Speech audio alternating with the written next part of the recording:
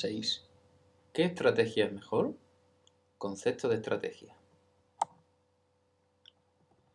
Bueno, nos vamos a plantear crear a lo largo de esta práctica una nueva clase que vamos a llamar estrategia. Y ¿Verdad? esto, Es un concepto que ya tenemos actualmente, que es las 3 posibles estrategias que existen. La de digo siempre que sí, digo siempre que no coopero y digo random. Pues esas estrategias vamos a darle cuerpo y vamos a crearlas como objeto y veremos que una vez que las hayamos creado como objeto tendrán la capacidad de recibir valores, de recibir resultados y podremos pensar o podremos programar y simular en términos de estrategia. y nos hemos planteado crearla porque en las prácticas anteriores teníamos esto. La estrategia, que es lo que ha decidido hacer cada jugador, se decide dentro de la clase jugador. Aquí lo vemos en este trozo de código de prácticas anteriores, que dentro de jugador aquí teníamos estrategia igual a entero y después el matfloor que solemos usar con los 3 tipos de estrategia. Vemos en el outline que está dentro de jugador. Yo me gusta verlo como una evolución del código. Ahora mismo si miráis estrategias de tipo entero, pues vamos a evolucionarlo a que sea de tipo estrategia. Como nota para después, recordar que estrategia se inicializaba dentro del constructor de jugador.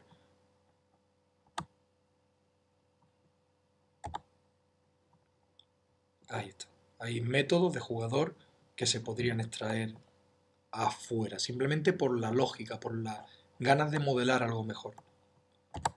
Entonces, también vemos que el dado, que afecta particularmente al jugador random, porque es el que dependía de esa función matemática, también se decide dentro del jugador. Ahí lo tenemos en la función cooperar, en el caso número 2, tenemos que si la estrategia era random, pues lanzábamos el dado. Pero todas estas cosas afectan particularmente a la estrategia, no realmente al jugador. El jugador solamente debería de saber con cuál se ha quedado. Entonces este tipo de cosas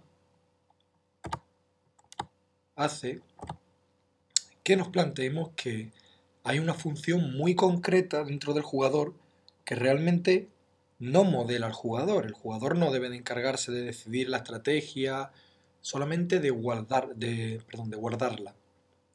Entonces, hemos pensado que el camino lógico, como... Vamos a hacer un pequeño inciso. Recordaba David en la primera práctica que no debemos de pararnos a pensar qué objetos, qué clases creamos desde un primer momento, sino que, como acabamos de decir, el código va evolucionando.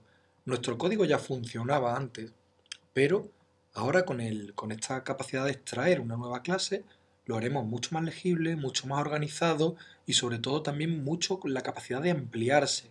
Quiero también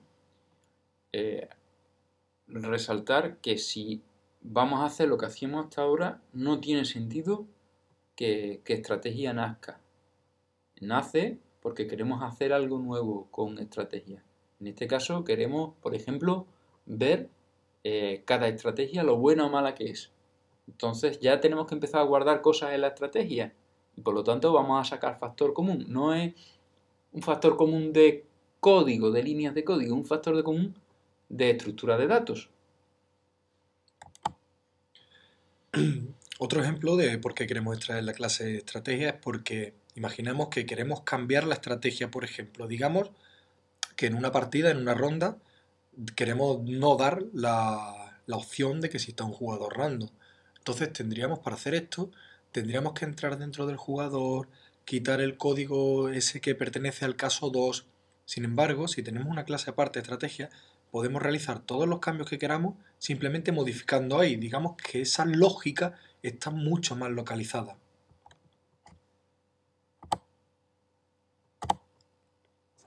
Este sería el esquema general de outline de lo que sería esta nueva práctica. Vemos que aparece, aquí se lo ha comido la transparencia, veo que aparece aquí la clase interna estrategia, que sería clase estrategia, exactamente igual que las anteriores, y aquí la podemos ver. Ya tenemos una principal, que es la clase teoría de juego 6, y luego 3 subclases internas, estrategia, juego y jugador. Y además añadimos un atributo extra, que es un array de estrategias. Esto lo veremos ahora con más detenimiento.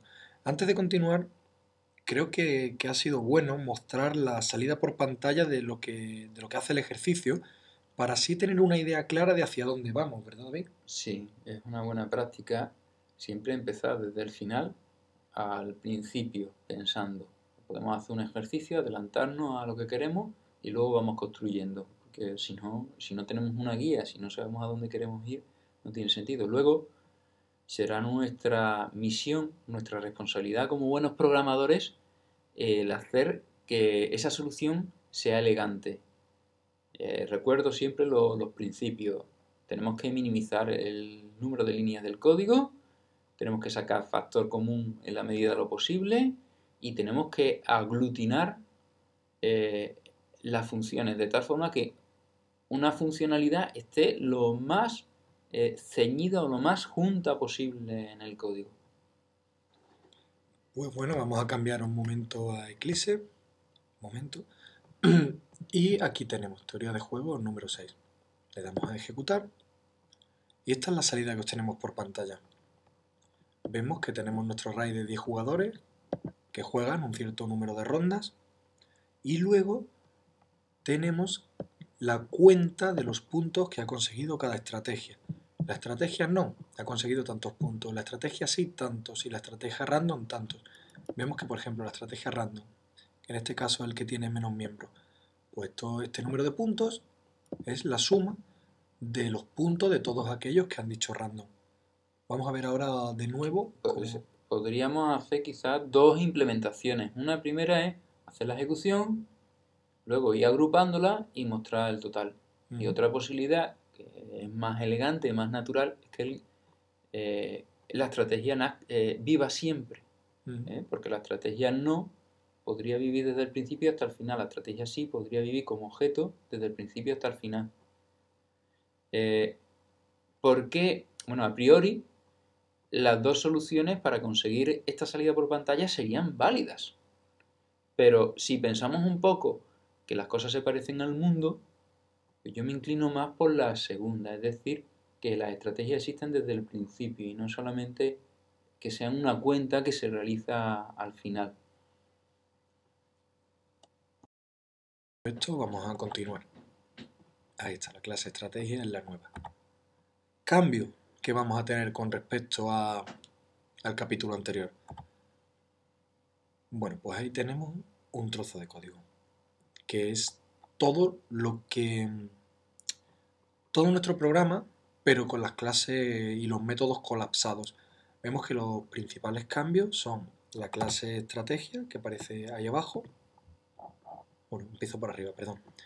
Vemos que creamos un nuevo array donde, al igual que en jugadores, que almacenábamos una serie de jugadores, bueno, pues ahora en vez de una serie de jugadores, en esa caja grande, en ese array de objetos, vamos a guardar estrategias.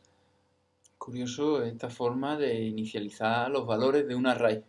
Anteriormente lo inicializamos todo uno a uno, creando jugadores, y ahora estamos inicializándolo con, eh, con nombre y apellido, entre comillas, ¿no? Con una estrategia específica. Si veis el código, estamos creando la estrategia 0, la 1 y la 2 directamente. Y los introducimos en el array. El array, pues es de tipo estrategia, que es la nueva clase que vamos a implementar, donde vamos a guardar toda la lógica de valga redundancia, de estrategia.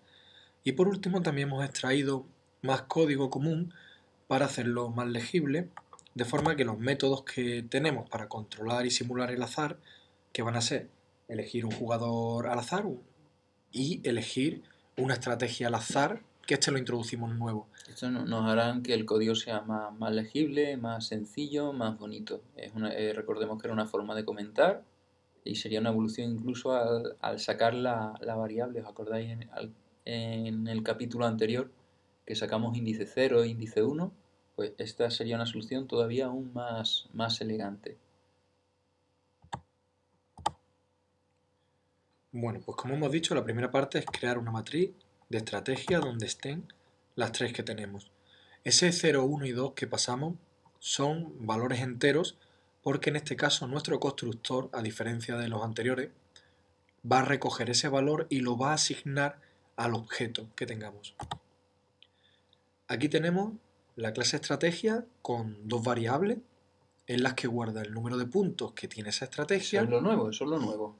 La razón de ser de estrategia. Si no fuera por los puntos, ya lo comento, nos quedaríamos con el código anterior.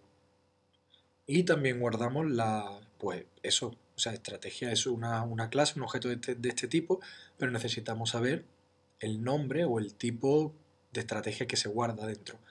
Entonces vemos que el constructor en este caso recibe un entero que es de tipo estrategia y simplemente hace la asignación, de la misma forma que la clase juego recibía a dos jugadores y los asignaba a sus jugadores internos, sus variables internas de jugador.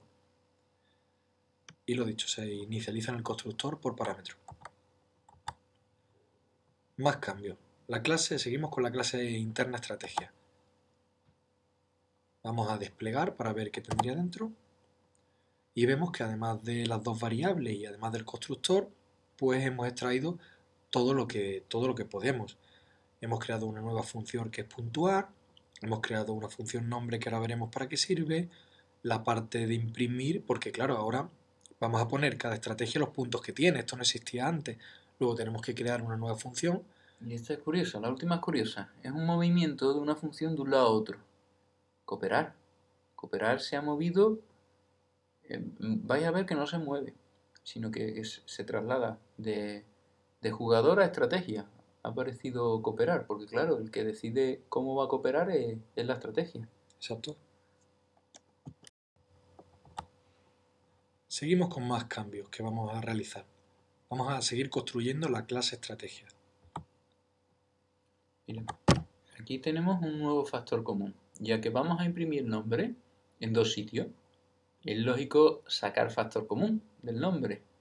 Recordad que antes teníamos un código en el que si era una u otra cosa, al final acababa el switch, en este caso acababa con system, bueno, era un if, y en este caso al pasarlo a tres casos utilizamos un switch case. Pero el system out se repetía en todos lados. ¿Qué es lo que hemos hecho? Sacar factor común. De tal forma que las dos funciones nos van a quedar bastante elegantes. Si os fijáis, la salida por pantalla, si recordáis, había una, efectivamente, que se imprimía con la E de estrategia y otras que eran nuestros jugadores, las puntuaciones totales que habían conseguido. Para conseguir ese factor común, pues nos creamos una función nombre que devuelve un string, que es la que estáis viendo. Y al cooperar, sería la segunda parte, el segundo cambio que hacemos en el código. Cooperar en el jugador, ¿qué es lo que hace? Sencillamente llama a la estrategia y le pide, oye, tú que eres mi estrategia, ¿qué es lo que harías por mí? Si os fijáis, aquí tenéis pistas que os da siempre el código. Al estar estrategia en azul, significa que es una variable de mi clase actual.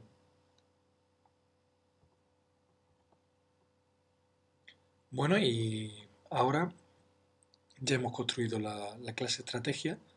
Luego en otra parte que viene veremos un poquito con detenimiento más el código, lo que hay dentro, más tranquilamente. Pero también hemos extraído los métodos de control para simular el azar. Recordamos que en la práctica número 5 teníamos para controlar el azar, si recuerdo dónde estaba, para seleccionar los jugadores. Aquí está. Ahí estaban. Aquí tenemos pues que quedaba el código como muy mezclado. Eso parece que puede tener otro lugar que se puede, digamos, poner más elegante. Aquí con esta función pues seleccionábamos aleatoriamente del número de jugadores un jugador y debajo pues seleccionábamos otro. Pues ahora vamos a hacer eso, pero lo vamos a extraer a una función. como hicimos al final de la anterior en las buenas prácticas, pues ahora vamos a aplicar las buenas prácticas en los siguientes capítulos. Entonces, lo que hacemos es que seleccionamos de una plantilla de jugadores, recordamos, un array de jugadores, de objetos, y lo devolvemos. Y bueno, lo que hacemos está en la llamada, justo la llamada que he enseñado antes. Ahí está. Pero en este caso, ya lo que llamamos es a la función. En verde podemos ver la práctica anterior y en letra normal lo que estamos haciendo A ahora. mí me gusta mucho más este código porque se lee fácilmente, ¿eh? Que escoge juego que es una pareja de jugadores al azar. Es completamente legible. Aquí está la llamada a nuestra función, jugador al azar, que devuelve un jugador, recordemos, porque juego necesita 2 jugadores. Y ese es el código. Hace exactamente lo mismo que hacía la llamada entre paréntesis, pero es mucho más elegante porque está separado, está más organizado, más clasificado. Y ahora esta, que no existía antes, que es la estrategia al azar, que lo que hace es que selecciona una estrategia de las que tengamos. Ya sabemos que tenemos sí, no o random, que puede ser cualquiera de las dos cosas, y lo hace de esta manera. Realmente lo mismo, devuelve un entero en el que estrategias, como ahora es un array, tiene 3 cajas, bueno, pues localiza una caja al array al azar con la función matemática más random y la devuelve. Bueno, vamos a entrar en profundidad un poquito en posiblemente la herramienta más útil que hemos visto hasta ahora. Herramientas que no. Para aprender Para, o para solucionar los problemas. Yo creo que para las dos cosas, pero para las dos cosas, sí.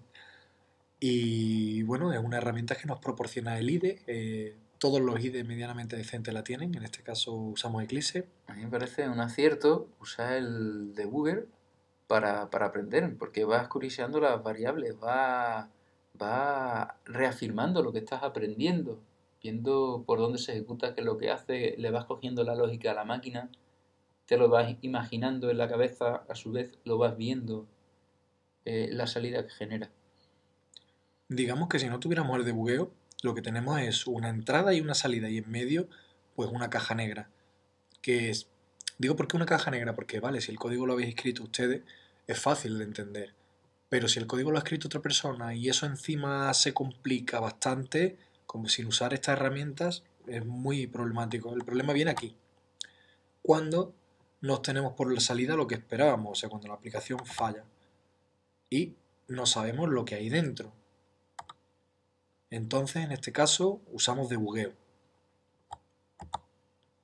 Debugueo significa poder ver el código que está dentro de esa caja negra. La lógica que utiliza la máquina para evolucionar el programa, cómo va moviendo las cajitas de un lado a otro, cómo ubica las variables en las distintas cajitas, cómo opta por una guarda o por otra guarda en función del valor de un if. Al fin y al cabo, son primitivas, piezas muy sencillas de explicar o de entender a priori, pero que luego tienen un potencial de combinación muy alto.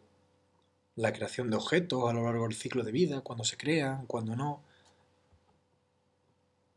Bueno, pues eso permite la definición estándar, es que permite la ejecución controlada de un programa o código para seguir cada instrucción ejecutada y localizar errores en el código.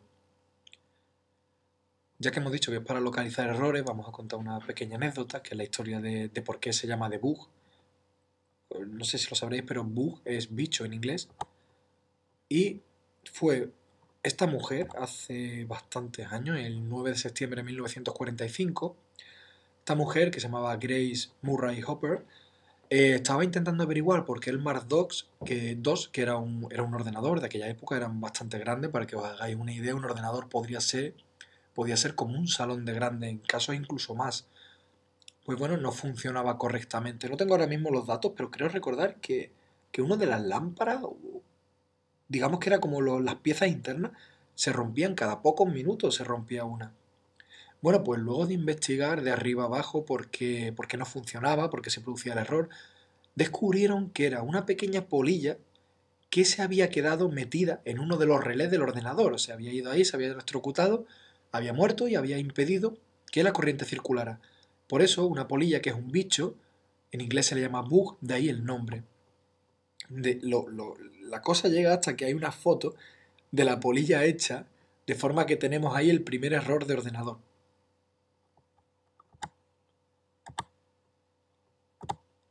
Opciones que nos da debuguear. Hay cosas que sonarán anteriormente y cosas que serán nuevas. Pues nos permite parar el código en cualquier punto. Un punto de ruptura, breakpoint, Exacto. también conocido. Que luego incluso desde el propio IDE podemos ver todo, dónde están, podemos saltarlo, podemos no saltarlo, etc. Podemos ver qué valores tienen las variables que se han definido hasta este punto del programa. Hemos visto dos formas, recordarlas. Una primera, paseando el ratón y poniéndolo encima de la variable. Y la segunda, que era con la inspección de variables que aparecían. Hay más, ¿eh? Recordemos que de hecho, cuando asignaba una variable nueva, nos lo marcaba en amarillo en la parte de variable. Dice, pues está cambiado, de tal valor ha cogido nuevo. Podemos ver la pila de procesos en ejecución, que esto ya es un poco más nuevo. En la que yo suelo llamar CalStack, como hemos comentado en una sesión de depuración anterior. Y pues nos da la posibilidad de avanzar línea a línea por el programa para ver cómo funciona toda la lógica de interna. Forma de parar un programa, usando breakpoints, o en español serían puntos de ruptura. En este punto se detiene el programa y nos muestra la información que hay almacenada en las variables, los objetos, también nos muestra la pila de procesos. Se setean o se ponen aquí a la izquierda del código. Hay como una especie de barra, ponemos doble clic y le damos a toggle breakpoint, que es poner punto de ruptura, o también haciendo doble clic se colocan, se conmutan. Y bueno, y ahí si nos ponemos encima, pues nos pone línea de ruptura, teoría de Como juegos, un tal, semáforo, línea. a mí me gusta imaginarlo como un semáforo en rojo. Cuando llega la ejecución allí, se para porque el semáforo está en rojo.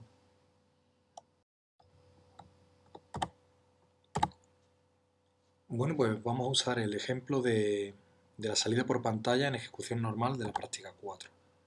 Eso era lo que nos devolvía la práctica 4. Hemos cogido una más sencilla, ¿no? Para que no aparezcan tantos caracteres, tantas impresiones por pantalla. Entonces, en este caso solamente te recordamos que teníamos sin, ¿no? Y random. Era cuando introducíamos el concepto de random. Entonces, esa era la salida normal.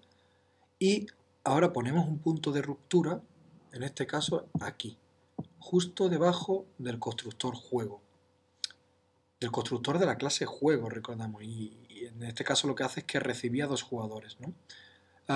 Esta vista parece un poco más distinta a la que estáis acostumbrados a ver, que es esta, porque Eclipse tiene una opción que se llama perspectiva.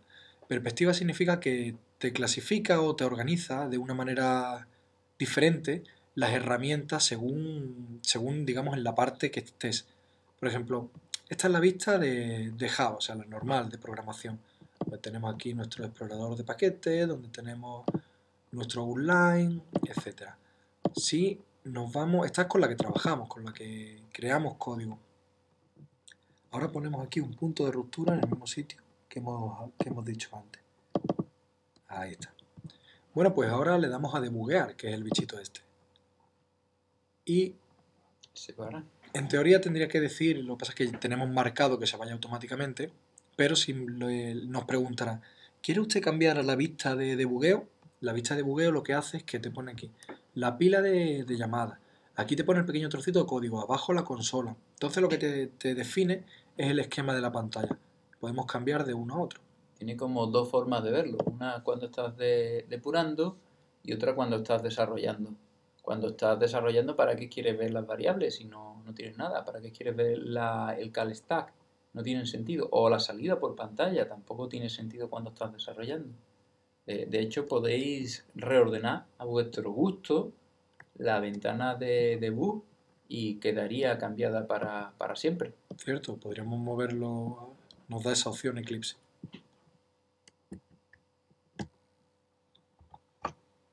Bueno, pues vamos a ver un poquito en profundidad esta vista.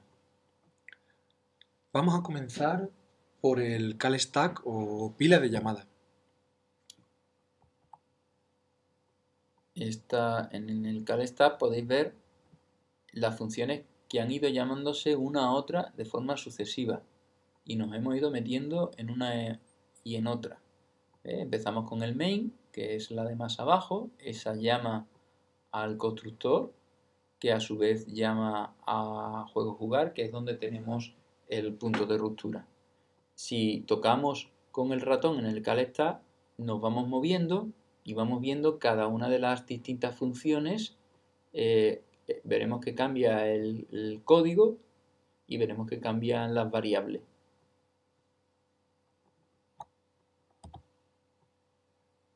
Los breakpoint o puntos de ruptura. En esta ventanita nos dice pues algo muy útil, dónde los hemos situado todos, porque si no, imaginaros que a lo largo del desarrollo vamos poniendo muchos puntos de ruptura. Llegará un momento en el que intentemos ejecutar el código y se nos pare cada 2x3 en puntos en los que ya habíamos solucionado errores o ya sabíamos lo que había. Pues desde aquí podemos activarlo, desactivarlo, borrarlo, que se ejecute un cierto número de veces, ponerle una condición, porque si esa condición no se cumple no entra en ese punto de ruptura. Está bastante completo las opciones Es que tiene. bastante interesante a la hora de localizar errores, ponerle condiciones y el número de ejecuciones. Muchas veces nos ocurre en nuestro código que a la tercera vez que se ejecuta o cuando ocurre tal, pues acordaros que podéis hacer ese tipo de operaciones. Variables. Pues esto es quizá una de las partes más interesantes y más importantes del debugueo. Sí. En variable os va a aparecer todas las que hayáis declarado localmente y las que vengan por parámetro. Las que están en this son las que están encerradas entre las llaves, hermanadas, entre comillas, a la misma altura que la función en la que se están ejecutando. Digamos las variables del método, o sea, las variables del objeto en el cual está el método que estamos ejecutando. Bueno, la consola la hemos visto bastante y sabemos lo que es. La famosa salida por pantalla.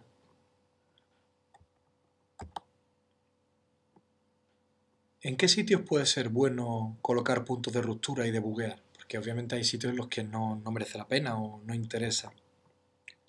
Zonas donde obviamente haya errores. Queremos ver por qué no entramos a lo mejor en un if y ahora resulta que la variable pues no toma ningún valor y debería de tomar un cierto valor para entrar, pues ahí es interesante. Bueno, de hecho, este ejemplo es el que A mí digo. me gusta decir que cuando escribo un código nuevo, siempre le pongo un punto de ruptura. Porque normalmente uno se equivoca, y se equivoca tanto que es mejor repasar algo cuando lo acabas de escribir. Imaginar que escribís código y dentro de 3 días lo voy a revisar, tenéis que hacer un esfuerzo muchísimo mayor que si acabáis de escribir el código, lo ponéis y revisáis. Además que capturáis errores incluso que no dan la cara, errores ocultos. Porque vais verificando el comportamiento, que se devuelve, que los objetos están correctos. Es una práctica muy recomendada. Entonces, aparte de lo que ahora en esta os comente, yo recomiendo en el código recién escrito. Pues eso, controlar el contenido de las variables, que entra de hecho con los ejemplos que he puesto anteriormente. Y antes de pasar un parámetro a una función para saber realmente qué es lo que le estamos pasando. Yo en los if, por ejemplo, cuando empiezo, suelo poner en todas las opciones que el if, el else, todas las guardas, por llamarlo con su nombre, suelo poner un punto de ruptura. Y conforme van entrando, los voy quitando. Bueno, quito el punto de ruptura, verifico el código que está correctamente y continúo ejecutando. De tal forma que no se me queda nunca una guarda en la que no haya hecho la traza. Bueno, y aparte de todo esto, también vemos cómo los objetos se apilan en tiempo de ejecución. Esto significa que ver si se han creado las variables jugadores y lo que tienen dentro. Aquí se ve muy gráficamente. ¿Ves? Tenemos que en el punto en el que estamos, tenemos la matriz de estrategias. Dentro de cada una podríamos ver las variables que tiene. Y también tenemos creada la matriz de jugadores. Cuando hablo de matriz hablo de arrays, es lo mismo. Y ver, pues, dentro de cada jugador si ha cooperado, si no, los puntos que lleva, etcétera. Y esto sí es bastante útil. De hecho, como tiene el DIS y tiene las estrategias de jugadores, sin que nos digan en qué clase está, ya lo podemos intuir. Ahora mismo estamos en un método de la clase principal, de la clase Teoría de Juegos 6, porque tenemos acceso a estrategias y jugadores y nos lo marca como DIS. Bueno, pues para repetir la experiencia, algunos consejos que siempre vienen bien. En este caso he cortado el final porque quiero que empecéis a manejaros con la función math, que no sea siempre copiar-pegar. Y bueno, y aquí está lo que devuelve el método estrategia al azar, que modela el azar de la estrategia. Para que no, aunque es una función muy sencilla, pero para que no se os olvide que hay por ahí una función que se llama nombre, que se encargaba de poner no, sí o rd en función de la estrategia que tuviésemos. La impresión por pantalla de que está dentro, voy a dar una pista, está dentro de estrategia, de imprimir de estrategia, y también está cortada para que viendo lo que es la salida por pantalla lo completéis ustedes. Esto es el constructor de estrategia para que no olvidéis que recibe un parámetro. Y por último, aquí sí he querido poner entero para que no os atasquéis lo que es la creación del array de estrategias. Y bueno, y después ya en cuanto a la solución, pues aquí tenéis la estructura general colapsada, como digo, y luego la clase interna estrategia completa con sus métodos que recordamos son puntuar, nombre, imprimir y cooperar. Por cierto, puntuar lo único que hace es que va acumulando puntos, va sumando los puntos que le pasamos. Y los dos métodos que usamos para simular el azar. El resto de las clases no están porque realmente son prácticamente idénticas a los que podéis encontrar en las 5 y tampoco vamos a poner 10 hojas con la solución. Bueno, pues eso ha sido todo en esta práctica y pasamos al siguiente capítulo.